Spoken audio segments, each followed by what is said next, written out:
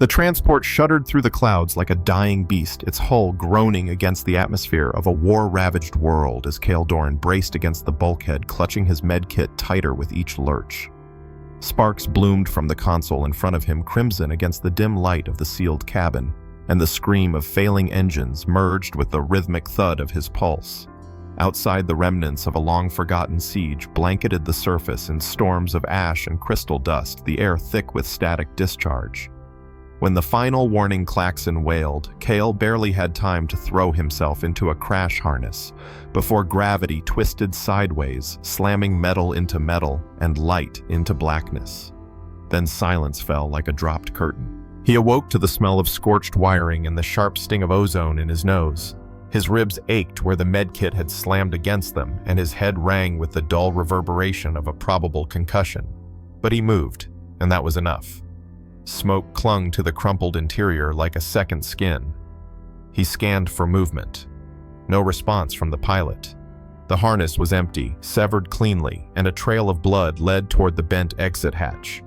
Cale retrieved his kit and squeezed through the wreckage, emerging into a world of alien hues and unearthly silence. The sky above was an oppressive violet, heavy with storm clouds lit from within by veins of silent lightning. Rock spires jutted from the crystallized sand like bones from a battlefield, and each step Cale took crunched with a sound that was both brittle and wet. The air vibrated a low rumble, carrying not thunder, but the steady pulse of something alive. Instinct and training pulled him forward, eyes tracking the disturbance until he crested a ridge of fractured stone and saw it. The creature sprawled across the ground was massive, as long as a transport shuttle, and twice as tall. Its fur, once a luminous cream, was now streaked with blood that shimmered with green-copper iridescence.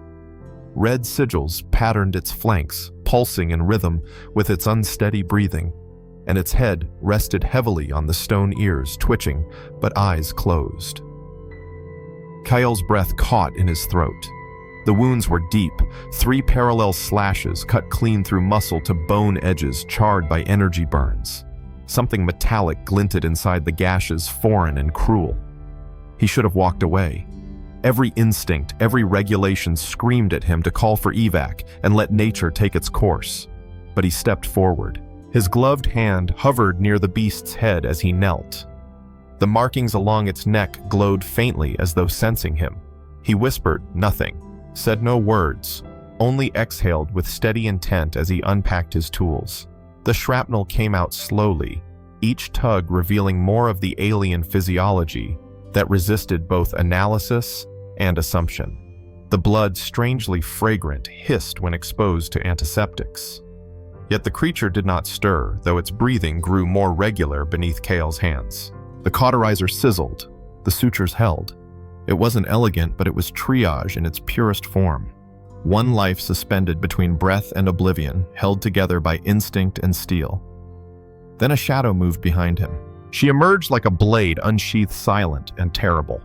10 feet away, armored in obsidian alloy, inlaid with the same sigils as the creature, a figure watched with a weapon raised. Her skin gleamed bronze beneath platinum hair, her stance balanced between fury and control. The storm crowned her with backlit electricity. Cale did not rise. He did not reach for his sidearm. Blood covered his hands. The creature lived. He kept working. She said nothing at first, only measured him with amber eyes that burned like twin stars. When she spoke, her words were knife-edged and heavy with command, but he did not flinch. Her eyes darted to the healing beast, and her expression cracked not in weakness, but in something deeper, older, laced with desperation. She did not stop him. Not when he reached for another coagulant. Not when the bleeding slowed. Rain fell as if on cue, and she summoned shelter from the air with a crystalline rod that shimmered like liquid light. An energy field bloomed around them, parting the deluge, and together they worked. She knelt opposite him, the weapon vanishing into her armor, her expression unreadable. She told him its name. Tharnax, her companion, her bonded. Her words dropped like stones into deep water, awakening ripples of something unspoken. Cale understood, not in language, but in presence. The toxin was complex, synthesized from venom extracted from Death World apex predators. Her people had tried everything. Their best healers had failed. Tharnax had been dying for 3 days. Yet here with a human stranger, the impossible had shifted. His tools were primitive, his knowledge incomplete, but his perspective was alien to them, and that made all the difference. She told him her name, Soraya Valthane, and though she did not say it, he heard the weight behind it. The bloodline, the empire, the dominion that stretched across 17 star systems and burned with the light of 1,000 warships.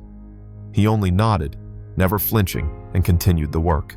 Her soldiers found them not long after descending from the storm with the precision of predators. They called her Empress. Kael did not rise, did not explain. His fingers were still deep in the wound that throbbed with alien power. The commander bristled. She silenced him with a word. Tharnax lived, and that was all that mattered. He was no longer just a medic. He was a variable, an anomaly. And when they returned to the ship that eclipsed the sky, vigilant Eternum dreadnought and symbol of her reign, he walked beside her, not behind. Through bioluminescent corridors and halls grown from alloy and memory, he moved in silence, absorbing the impossible. He had entered this world by accident. But something deeper had drawn him in. In the Medica Sanctum, he stood beneath living walls that pulsed in response to his heartbeat, surrounded by technology that whispered like wind through bone. The Dominion's physicians offered protocols dignified and useless. He rejected them all. Growth accelerants would kill Tharnax. The chelation compound was still active. Organs would fail. He laid it out in plain words. No one argued again. Soraya watched him, not like a ruler scrutinizing a subject, but like a mind seeking understanding. She stood close, the warmth of her body a counterpoint to the clinical cold. She asked questions about his methods, about human healing, about the simplicity of earthborn medicine. He answered with metaphor and touch hands moving between samples and scans between her world and his. Tharnax stirred, a breath deeper than the last, a twitch of massive claws. The bond between creature and queen surged visibly, pulsing in tandem. Kael saw it then, not just a relationship, but a fusion, a resonance of being that extended beyond biology. They were entwined, and he somehow had touched that link. Her voice grew softer. She told him of the bond, of emotions shared, of thoughts half-whispered, of the absence of loneliness since the day she first touched Tharnax's mind. She had carried command for decades, shaped by war, hardened by duty. But within this sacred link, she had found solace. Kael listened, not as a soldier, not as a savior, but as a man who understood what it meant to live on borrowed time. She had outlived empires. He had patched holes in dying marines, and here they were, two remnants in a storm held together by the breath of a beast. The dreadnought swallowed them in shadows of grandeur, each corridor a testament to dominance history, etched in gold-veined alloy and silent tribute. Yet within those vaulted halls of empire, Kael found himself beside Soraya rather than behind her. She moved with the grace of a queen forged from conflict, yet her steps now lacked the bite of isolation. Tharnax lumbered slowly in recovery, still unsteady but no longer dying. That alone shifted the air around them, subtle as gravity, heavy with consequence. She guided him past rows of officials in elaborate robes, their gazes veiled and precise, measuring his worth like an unknown chemical. Soraya ignored their murmurs, never once loosening her grip on control. But Kael saw it, the tension beneath her posture, the awareness that every moment spent beside him was a gamble. Not just political, existential. They entered a chamber where living walls pulsed with crimson and diagnostic trees bloomed from the floor, each leaf etched with flowing data. Tharnax was lowered onto a woven cradle of organic fiber, the bond between him and Soraya vibrating like a taut string stretched through the void. Kael reviewed the proposed protocols. The treatment designed by the Dominion's chief physicians would destabilize everything. It assumed natural regeneration where there was synthetic corruption.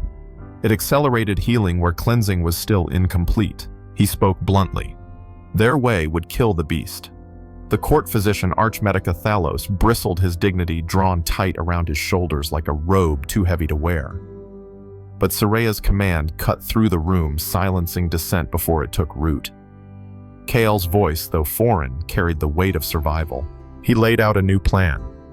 Gradual integration, monitored vitals, stabilization before growth. As he spoke, he became more than a medic. He was a bridge, a span between the ancient and the improvised, between tradition and desperate innovation. Around him, amber eyes shifted. Suspicion warred with curiosity. He ignored them all. The healing progressed slowly. Each day brought marginal improvement, each scan a sliver of hope.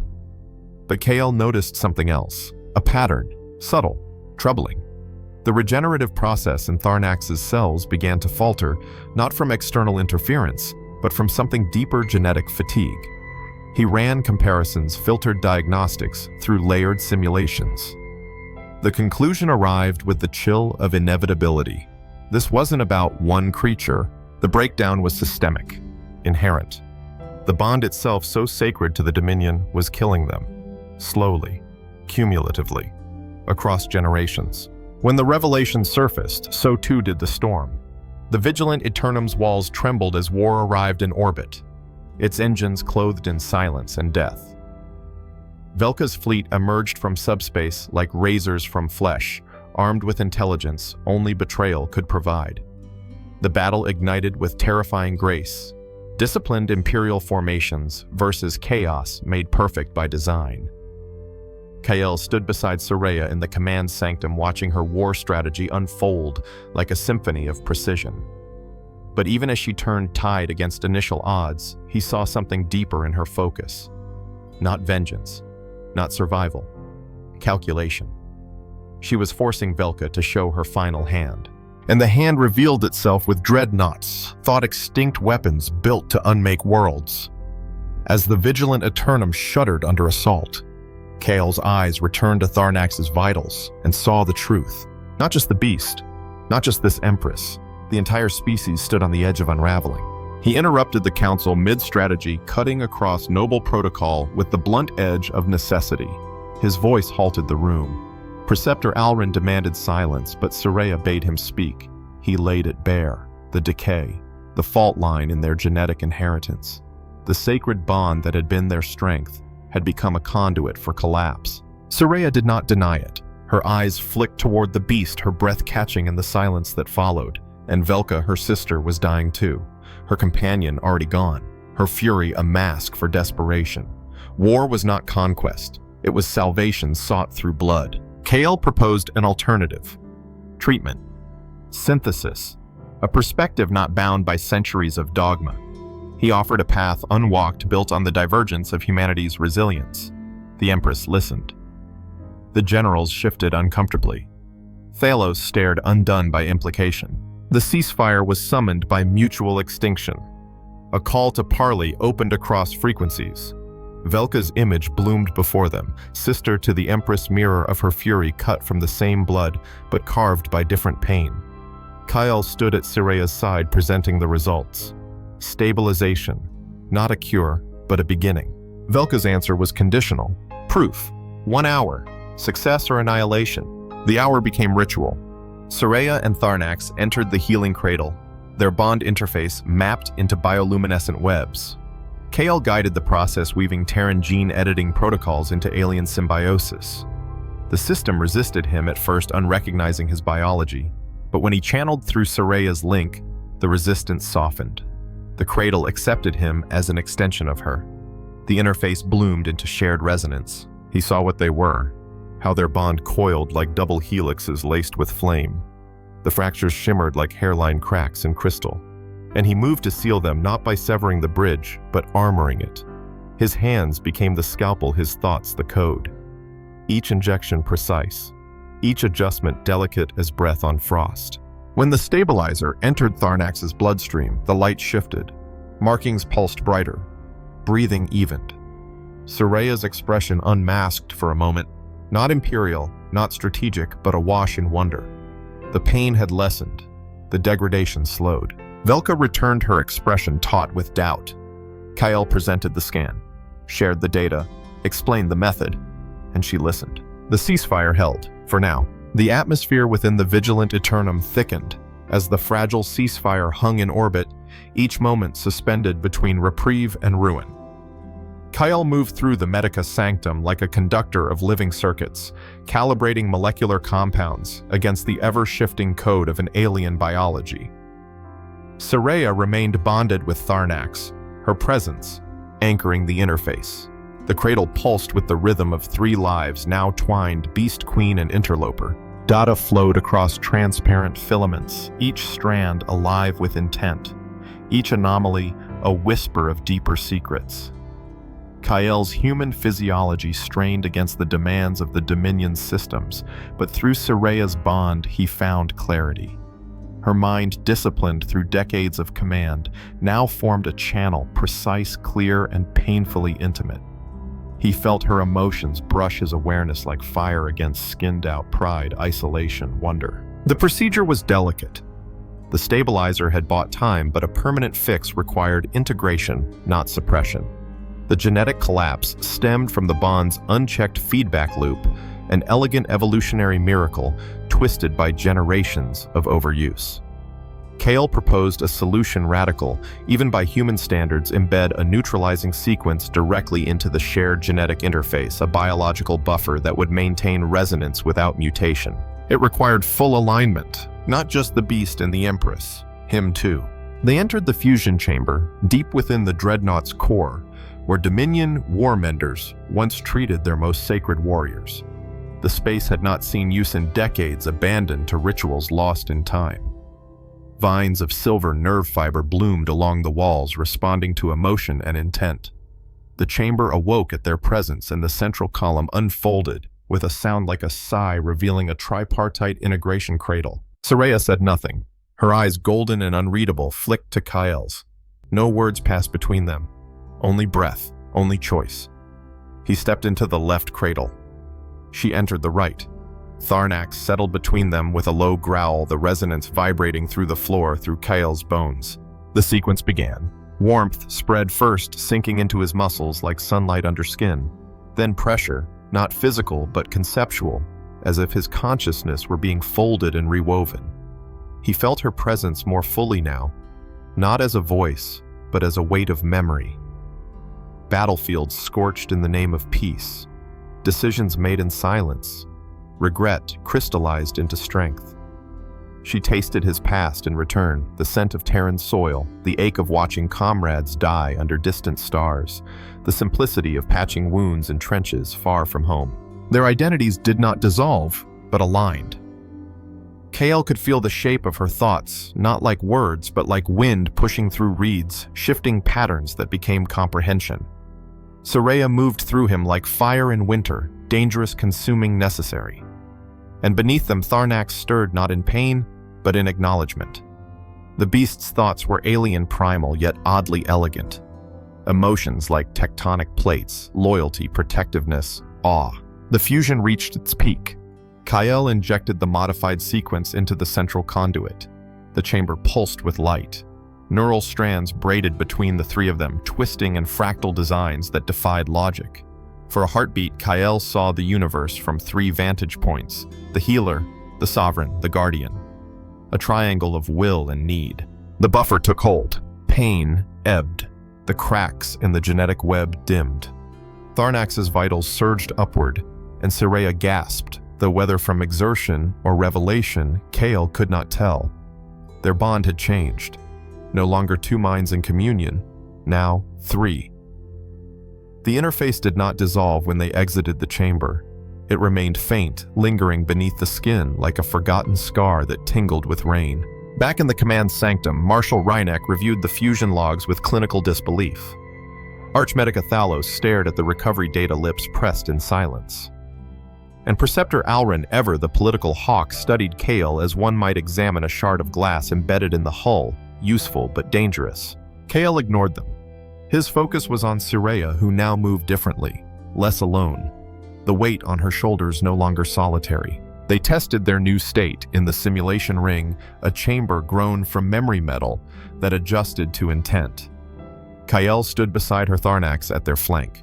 They faced an onslaught of projected hostiles, Velkan soldiers simulated with full tactical variation. But the trio moved as one. Kael did not need to speak. He shifted, and Soraya already knew where to be. She struck with the precision of instinct. Her blade was no longer just forged from metal, but sharpened by Kael's foresight. He saw angles in their movements before they emerged, adjusted stance, as if guided by invisible threads. and Tharnak's, massive and impossible to ignore, became the hammer to their scalpel-leaping shielding, directing bursts of sound and heat. The battle dance was effortless. The simulation ended in record time. The room dimmed. No applause came. Only silence, heavy with understanding. This bond had become something else. Not just survival, not just empathy, strategy. The implications echoed far beyond the ring. The vigilant Eternum loomed in orbit like a wounded sentinel, scars of recent combat etched into its hull. Yet the heart within its walls beat stronger than ever. Kyle stood in the command sanctum beside Soraya and Tharnax, the hum of shared awareness flickering like aurora across the edges of his perception. The bond they had forged in the fusion chamber had not faded with time, but had deepened, threading through their instincts like a second pulse. Across the holographic tactical display, Velka's fleet still bristled beyond the Dominion's border, their silence holding the weight of conditional peace. The hour of proof had passed. Kale's stabilizer had succeeded, but it was only the first stone across a much wider chasm. The disease had been slowed, not cured. The end had been postponed, not prevented. Within this pause, a rare moment of clarity emerged. Soraya moved through her court with new purpose, her commands sharpened not by fury, but by knowledge. The genetic degradation afflicting her people had become the central axis of Dominion policy. Velka, from her flagship orbiting at a cautious distance, remained watchful, skeptical, yet no longer openly hostile. The war had paused, not ended. Not. Kale knew that hesitation was a fragile currency. They needed to move, to act. The research center on Zeroth Prime became their focus. Hidden in the heart of a planet enshrouded in magnetic storms, it had long served as the Dominion's deepest vault of biological innovation. There, under layers of protocol and reverence, the last 2 centuries of attempted cures lay entombed in stasis. Soraya initiated mobilization. Not armies, but minds. Scientists, biotechnicians, bondmasters, all summoned to converge under the command of one Terran combat medic, whose presence now disturbed the political balance, like a needle in a sleeping beast. Kale did not shrink from it. He stepped forward. The journey to Zeroth Prime was brutal. Storms clawed at the atmospheric entry vectors. Radiation flared like burning oceans beneath the surface. Yet the vigilant Eternum carved through it, all its engines driven by the will of an Empress who no longer feared the storm. Upon arrival, the landing bays opened to reveal a world of spiraling laboratories built from crystal and steel partially sunken into the planet's crust to withstand its volatility. The architecture breathed veins of photosynthetic energy glowing beneath every surface, reacting to proximity like animal skin twitching at a fly's touch. Kael's presence shifted the atmosphere immediately. Dominion researchers, once bound by tradition, now worked under the guidance of someone whose methods ignored hierarchy in favor of outcomes. The scans from the fusion chamber formed the basis of a new theoretical framework, a way to insulate the bond without severing its essence. A biological co-thread that would carry the weight of the emotional resonance while bypassing the genetic damage. The solution required living tissue, something adaptive, something capable of bonding across species without triggering rejection. Kale volunteered. The lab objected. Soraya overruled them. Her decision was absolute, yet the look in her eyes spoke volumes of quiet conflict. She stood beside Kale in the chamber as they prepared the sequence, the machinery responding to their presence like a beast stretching awake. Kale lay beneath the injector crown, the tendrils descending in spirals of light. Tharnax pressed his massive head beside the table, a low rumble vibrating through the floor. The process began. His DNA unraveled and stretched across the interface laced with engineered constructs designed by Dominion scientists and adjusted by Kale's own field experience. The result, a hybrid sequence, a carrier not of dominance or replacement, but of mutual shielding. The pain came not from physical intrusion, but from recognition. The machine saw him not just as a template, but as a catalyst. It copied, it learned, it changed. The implant was grown, not inserted, woven from the synthetic threads of his modified genome and seated within the cradle of Tharnax's bioreactive shell. The result shimmered with uncertain potential. A fragment of Kyle wrapped in hope. They tested it on bonded pairs, afflicted by the early stages of degradation. The results were undeniable. Stabilization, reversal of fatigue markers, increased longevity of neural synchronization. The impossible had shifted once more. Word spread like fire beneath ice. The Dominion stirred. Velka's fleet, once silent, now hailed them with intent. She demanded demonstration. Evidence beyond Tharnax, and a handful of test cases. A conference was arranged on neutral ground within the Vigilant Eternum, its sanctum reshaped into an arboretum of data and possibility. Kael stood at the center, not as a representative of Earth, but as a symbol of divergent thinking. The data spoke for itself, but it was Soraya who turned the room. She did not plead, she commanded. Her voice cut through hesitation like a blade across silk. The Dominion would not survive by standing still. They would not endure by clinging to legacy. If they wished to live, they must evolve. Velka listened. Her armor remained heavy with suspicion, her gaze sharp as ever. But something inside her had shifted. Her questions grew more pointed, less rhetorical. She did not deny the results. She simply asked what came next. Kael answered her. Integration. Voluntary at first. Monitored trials. Shared data. Dominion and Reclaimers, scientist and soldier working side by side. For the first time in generations, the path forward did not require fire. As the meeting dissolved into strategy and logistics, Kael and Soraya retreated to the observation deck above the chamber. Beneath them, Dominion and Reclaimer representatives shared space, once thought irreconcilable. Soraya stood in silence for a long time, the glow of planetary storms reflected in her eyes. Kael moved beside her, their bond humming softly beneath skin and thought. She did not speak of victory, she spoke of future. Together, they watched the beginning of what might one day be called peace. The Vigilant Eternum floated above Zeroth Prime like a monument to transformation, no longer just a vessel of war, but the cradle of something unprecedented. Within its reconfigured command sanctum, where once only voices of conquest echoed, a new language had taken root, one of synthesis, of resonance, of shared survival. The psychic governor had stabilized the bond. The Dominion's future had bent at last away from extinction. The trials that followed spread like waves across the stars. Bonded pairs previously deemed unstable were recalibrated using the new scaffold, and the catastrophic neural feedback ceased. Generational deterioration slowed to a halt. Emotional clarity returned. What was once feared as a ticking biological time bomb became a living network of possibility. Kael, now more conduit than visitor, found his days divided between teaching, testing, and maintaining the fragile balance his hybrid protocols had introduced. His presence became emblematic not as a savior, but as proof that perspective beyond tradition held value. He was still viewed by many with skepticism by Admiral Saren, whose glances remained as cold as weaponized vacuum.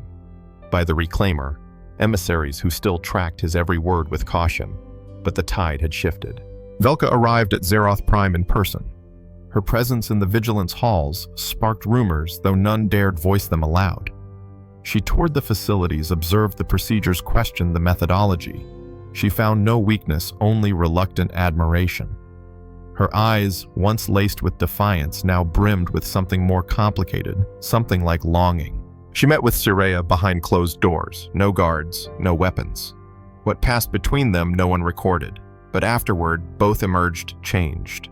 A formal treaty was signed within the Vigilance Arboretum, where the air tasted of memory and bioluminescence danced along the leaves. Dominion and Reclaimer signatures joined on the same document, not just of peace, but of mutual development. Genetic data would be shared, techniques refined. The network of shared bonds, once a secret, became the cornerstone of new diplomacy. Kael stood beside Soraya during the ceremony. Tharnax silent at their feet, his eyes reflecting both pride and peace. Soraya, clad in ceremonial armor reshaped to carry the glyphs of integration, extended her hand to her former rival, who took it without hesitation. There were still threats in the stars, fleets yet unaligned, cultures that viewed such bonds as weakness. But the Dominion had proven that survival was not always found through conquest. Sometimes it required communion. In the following months, the triad of Kael, Soraya, and Tharnax traveled from system to system, anchoring the implementation of the scaffold. At each station, Kael bore witness to something rare species long divided by suspicion, watching their own future in the way the beast leaned against his side. in the way the Empress glanced at him, with soft resolve in the way harmony had replaced tradition without erasing it. On their return to the Vigilant, he found himself standing once again on the observation deck, where so much had changed. The nebula shimmered outside, painting his face with starlight. Soraya joined him without a word. Her hand brushed his. The bond between them no longer pulsed with urgency, but with understanding. She had ruled for decades, carved empires from ash, and silenced rebellion with silence more powerful than sound. But here beside him, she let herself be still. Tharnax curled beneath them like a slumbering mountain, let out a breath that stirred the air like distant thunder. Kael leaned into the moment. They had saved a species, rewritten destiny. But what lingered in his chest was not triumph. It was home. In time, the child arrived not from expectation, but from consequence. A being formed not just of mixed genes, but of shared consciousness. Neither Terran nor Dominion, but both. The genetic markers were unlike anything seen. The neural scans glowed in harmonics beyond the normal range. The child did not cry when born. It simply looked. And the look was knowing. She would grow, they realized, into something new. A bridge not just of blood, but of future. The triad became a quartet. Kael often watched Soraya with their daughter, softened not by surrender, but by connection. She had not become less. She had become more. The Dominion adapted. The Reclaimers evolved. Other species took note. Across the galactic spiral, whispers of hybrid science and shared evolution began to surface. Bonds formed not just between beast and master, but between peoples who had once seen only difference. Kael remained beside her through it all, not because duty demanded it, but because love did. And though their legacy was writ in DNA and treaty, its truest form remained quiet and enduring in every hand held across difference, in every breath shared across language, in every future now unburdened by the past. Across stars and centuries, from the wreckage of a shuttle to the throne of an empire, the story of Kael Doran Empress, Soraya Valthane, and the beast Tharnax unfolded not as a tale of conquest, but of convergence. In a galaxy fractured by ancient loyalties and silent decay, it was not firepower or lineage that offered salvation, but connection. The kind forged in crisis, tempered by trust, and made unbreakable through shared will. Together, they rewrote not just medical doctrine, but history itself. Where extinction loomed, they sowed resonance. Where war had raged, they carved pathways of understanding. And in the child, they raised the embodiment of two worlds harmonized. They left a symbol, not of compromise, but of evolution. This is more than a story of healing. It is a story of becoming. Of one man who refused to see species, and one empress who dared to see beyond legacy. Of a bond that defied death and reshaped destiny.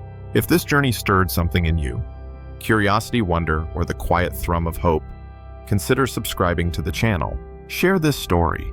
Support the work of turning silence into voice isolation, into connection and imagination, into something vividly real. Thank you for watching HFY Cinema.